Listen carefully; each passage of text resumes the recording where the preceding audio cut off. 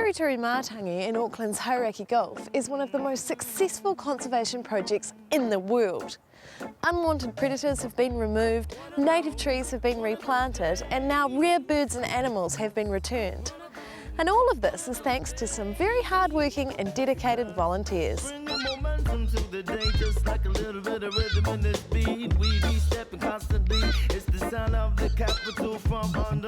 We used to collect seedlings on the island. We grew them into little plants and they used to come out on a day trip here. In the space of 10 years, they managed to plant 283,000 trees.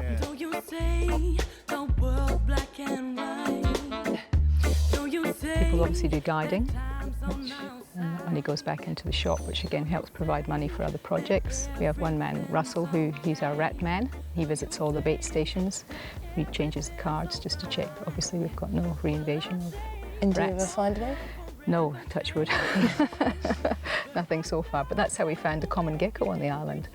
We found these little footprints and it was obvious it was a gecko of some type. Of course, that got all the herpetologists really excited. And we found them over Fisherman's Cove Way, and there's now, they reckon, well over 100. Oh, fantastic. They just survived in those little rock stacks where obviously the rats couldn't get to them.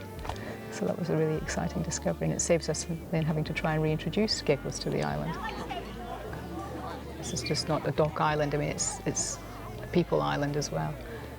We help one another out, hopefully. I mean, we provide some money and some labour for dock, and they provide expertise in the form of scientific staff and rangers. On Tiri, we're quite lucky that we've got so many birds now and we know how to keep them alive, that we're actually able to start looking at more research-focused questions that still have a lot to do with the conservation, but also we can start looking at behavioural ecology kind of questions. So we're able to do similar things that people would normally do in the Northern Hemisphere and get really into sort of more esoteric scientific questions.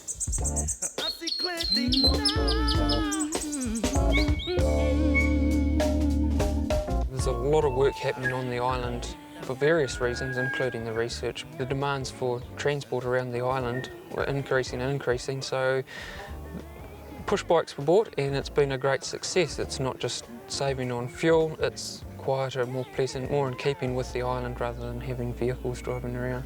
Very important to do things like having solar hot water heating. That's a very efficient way of saving energy.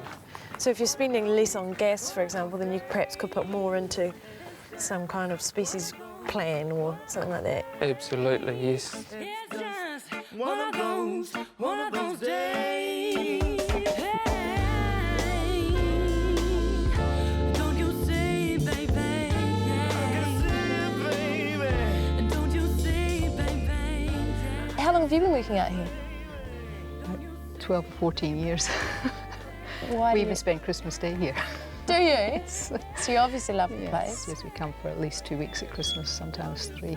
Without people like Morag and all of the volunteers and supporters, many of the species that are on the island today probably wouldn't be here without you guys kind of propping them up and giving them a hand.